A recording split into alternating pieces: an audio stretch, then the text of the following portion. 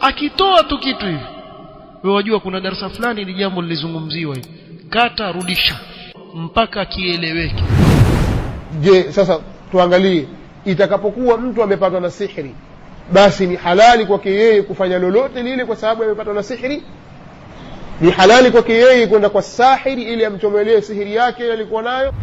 Michawi yote imekusanyika, ya Masasi, ya Vikumburu, ya Lushoto, ya Moshi, ya Pemba, machawi ya Sumbawanga, ya Buguruni na Kisiju, wote wamekusanyika, wanga watupu. Huyu ana tunguli, mwingine ana kamba, mwingine ana nini sijui ana nyembe, yule tumuue tu na wachawi wana mtandao kama vitu vingine.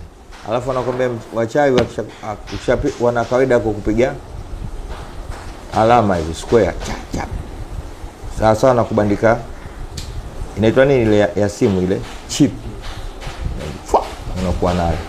Wachawi wa Magomeni, umeelewa?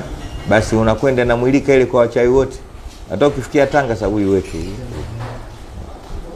yani mchawi akimbiliki unamwilika wachawi. Ukikaa sasa huyu anataka atolewe, kwa hiyo wakikosa huku unakwenda kuangukia kule. Kwa hiyo kukimbia mji sio kitu, dawa yake kudili na madua, asubuhi mchana jioni, asubuhi mchana jioni, madua. Fanya dua za kutosha, soma sana Qur'an, ndio ile chipu inazimika, inakufa betri hiyo, sawa? Na hiyo bado hujarogeka.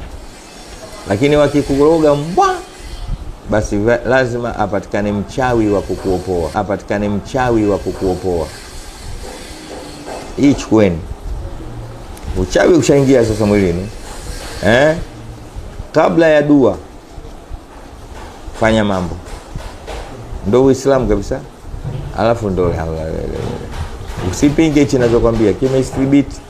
Tunasema kwamba sihiri iko, uchawi uko, na unaweza ukamdhuru mtu kwa idhini ya Allah tabaraka wa taala. Mtu akapata junun, akapata wenda wazimu, akapata wasiwasi katika nafsi yake, ikawa hatulii, hana raha, akapata maradhi, akapata hiki, akapata kile, inawezekana kwa idhini ya Allah tabaraka wa taala. Je, sasa tuangalie, itakapokuwa mtu amepatwa na sihiri, basi ni halali kwake yeye kufanya lolote lile kwa sababu amepatwa na sihiri? Ni halali kwake yeye kwenda kwa sahiri ili amchomelee sihiri yake alikuwa nayo? Hapa ndipo wanapokosea watu wengi. Watu wengi wanakosea, kwambia bwana wewe kwa sababu hajakufika haya ndio bwana wewe wasema tu, usije tukadanganyana bwana, kila mmoja na mganga wake hapa. Wengine wanasema usije kaona watu tu wasema bwana. Haya ni maneno ya waganga na wafuasi wa waganga. Kwa hiyo hawaamini kwamba katika dunia hii watu wanaweza kuishi bila kuwa na waganga wa kienyeji wa kuwafanyia sihiri. Idha saa fi'lu al-mar'i sa'at dhununuhu, kama anavyosema mshairi. Siku zote mtu anapokuwa vitendo vyake ni viovu, hata dhana zake zinakuwa mbaya. Ndio wale utakuta mtu akwambia wewe utasema hii haramu. Kuna mtu ali haramu, watu wote wanakula haramu. Kwa nini? Kwa sababu ndio yeye ndivyo alivyo. Kwa hiyo aona kwamba haiwezekani, akafunga kabisa milango yote ya rahma za Allah tabaraka wa taala, hakuna ila haramu. Kwa hiyo kadhalika hata wale ambao wameghuriwa na mushawadhin, wameghuriwa na waganga wachawi ambao wanatumia uchawi, wanaona kwamba haiwezekani wewe ukaishi na ukafanikiwa katika maisha yako kama wewe huna mchawi wa kurogea. Kuna mchawi maalum kwa ajili ya kufanyia mafanikio ya mambo ya pesa, mwingine kwa ajili ya familia, mwingine kwa ajili ya maradhi, mwingine kwa ajili ya kadha. Kila mtu ana wachawi 7, 8, mwingine kwa ajili ya siasa. Basi kila mmoja ana mafungu yake ya wachawi. Kwa hiyo aona haiwezekani katika dunia hii, lazima utumie nguvu za giza. Kwa hiyo anapopata na jambo tu au jambo la kawaida tu, tu malaria, kitu cha kwanza kabla ya kwenda kupima malaria atakwenda kwenye tunguri. Hebu niangalie, mimi naona kwamba kuna mtu nimekutana naye, yule mtu si mzuri. Watu wabaya kabisa bwana. Kuna watu wapata vichaa kwa sababu ya malaria, wakaambiwa kwamba ni uchawi, kwamba huyu bwana lazima apigwe nyungu, huyu lazima afanywe hivi. Mtu ana malaria amteketeza, mara amekuwa kichaa. wote wamekuwa na maradhi mbalimbali, akiambiwa bwana huyu bwana amepigwa mnyama huyu, kumbe ana ukimwi. Huyu sijui bwana huyu amefanywa hivi anategwa huyu, kumbe sukari. Basi maradhi mbalimbali ya kawaida ambayo yanatibika katika mahospitali, au mtu ana TB haionekani, maana TB ina tabia kujificha. Ambaye bwana huyu ni mnyama mkali kabisa, huyu mnyama wa Kikongo huyu, uchawi huu umetokea Kongo. Basi adanganywa, mbuzi wataisha, kuku wataisha, hivi vitakwisha, mpaka mwisho kina hospitali ambaye TB imemmaliza. Lakini kwanza ameambiwa bwana kenda kwenye nini dispensary hivi, vijizahanati, kapimwa kaangalia kwamba bwana hauna kitu. Alafu pingine kule akakutana na watu ambao si washauri wazuri, bwana wewe mrudisha nyumbani ukaangalie mambo ya nyumbani huko. Sasa akija huku anakuja na kila kitu, kwambia bwana hata madaktari wenyewe wamesema kwamba huyu bwana kuna mambo ya Kiswahili. Sasa tayib, haya mambo sio kama hayapo, yapo. Lakini je, dini yetu imetuacha? Haikutupa ufumbuzi? Kama ikiwa mtu amepatwa na sihiri, amepatwa na masi ya jini, basi Uislamu haujatufundisha chochote? Aljawabu la, jawabu hapana. Hii inaonyesha kwamba hatuna mlango wa kuingia katika ashirki billah, hatuna mlango wa kumshirikisha Allah tabaraka wa taala. Mlango yote imefungwa, milango yote imefungwa. Tibi ya halali imeruhusiwa, watu kuna hospitali, kuna hata kutumia madawa ya mitishamba ni halali, lakini kuna masharti na taratibu. Waganga wengi wenye kutumia mitishamba huwatumia majini na mashayatin, maradatu shayatin, katika kuwatibu watu. Hawa hawafai maadamu mtu atumia mashayatin. Na katika alama kubwa ya kumjua kwamba mganga huyu anatumia sihiri na shayatin, ukienda kwake atakuagiza kitu sampuli ya ndege. Akikwambia tu lete kuku, basi ujue huyu anatumia uchawi. Kalete njiwa, nataka njiwa manga, nataka kuku wa kinyavu, kuku wa kishingo, nataka kuchi, kuku wa aina yote. Kisha kutajia ndege, basi ujue kwamba huyo ni mchawi. Kufahamu hizi ni alama zao. Moja katika alama yao kubwa ni hiyo. Sasa watu wanapojikataa, si masala miti shamba kwamba kachimba mti fulani, kachukua magome ya mti fulani, kachukua mzizi huu na mzizi huu, kachanganya labda asali na habatu sauda, Waswahili tahaba soda, au zaiti zaitun, au kafurmaiti sijui, au vitu gani. La, hivi hatujasema kwamba hii ni shirki billah. Lakini ukishasikia masala ya kuagiziwa kuku, ujue kwa hapa pana shughuli ambayo si ya halali. Kadhalika mtu ajifanya anasoma, ukifika tu wewe kaa, shida yako nishaijua, wewe una matatizo makubwa kunotoka, pole sana, wewe una hili na hili na hili, akakuelezea baadhi ya mambo yakakuingia akilini, kwa ni kweli halijui mtu huyu, mimi ndo nimekwenda leo lakini kanitajia kila kitu.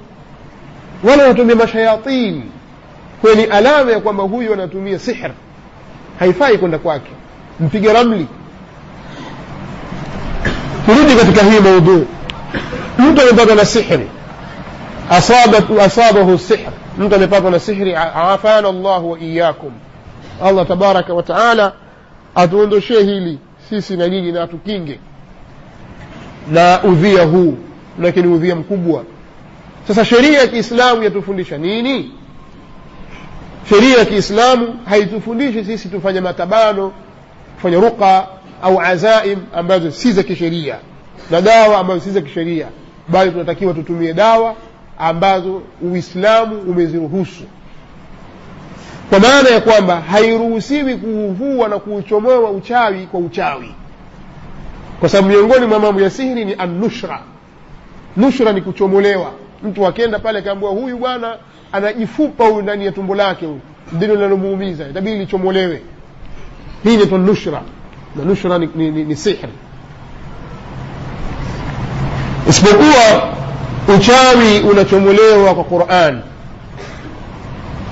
na al-ad'iya al-ma'thura ani nabii sallallahu alayhi wa alihi wasallam, na dua zilizopokewa kutoka kwa mtume sallallahu alayhi wa alihi wasallam, na dawa ambazo zimethibiti katika sunna na katika tajriba ya atibba ambao ni muslimuna mu'tamanun, madaktari na matabibu wa Kiislamu wenye kuaminika.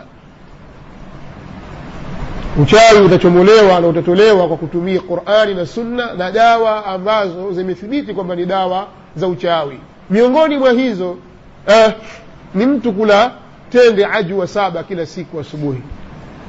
Hadithi katika Sahih Bukhari, na anaweza kuisoma hadithi ile.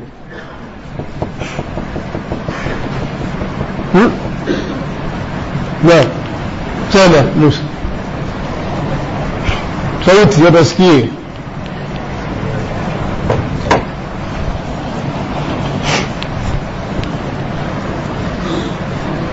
Sogea wewe mbele.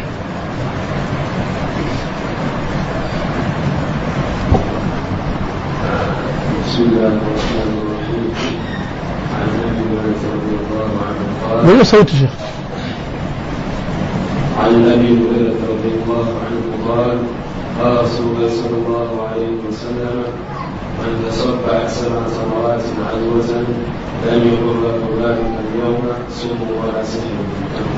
Sasa nasoma haraka mimi nataka usome watu wote hapa waisikie na waandike hii hadithi kama wale wasiojua.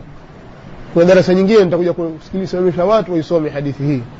Sikilizeni kwa makini, soma kwa nguvu na utaratibu. عن أبي هريرة رضي الله عنه قال قال رسول الله صلى الله عليه وسلم من تصبح 7 تمرات عدوة.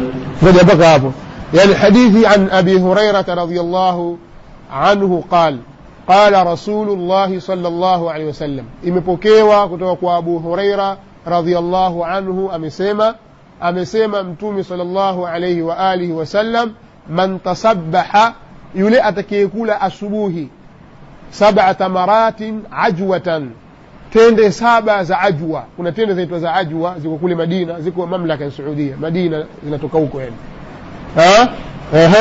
Man tasabbaha 7 tamaratin ajwatan, tende za ajwa, atakayekula asubuhi tende 7 za ajwa,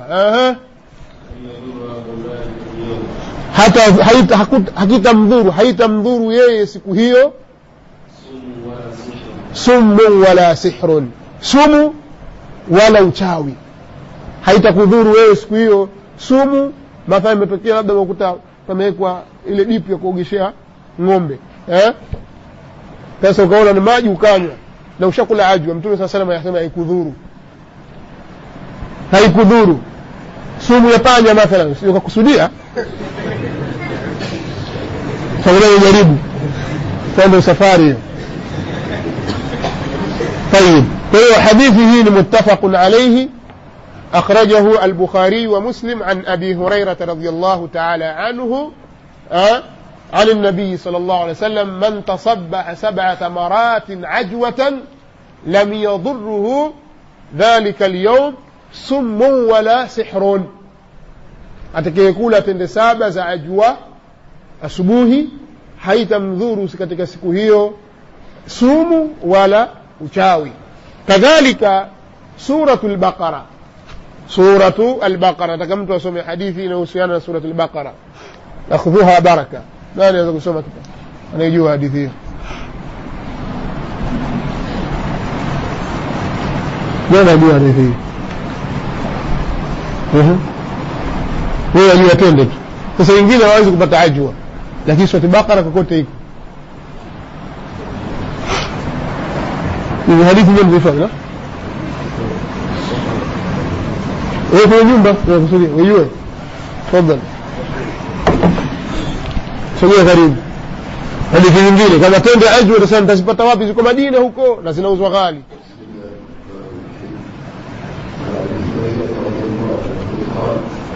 قال رسول الله صلى الله عليه وسلم لا تجعلوا بيوت مقابر إلا الشيطان يدخل من البيت الذي يقرأ فيه سورة البقرة.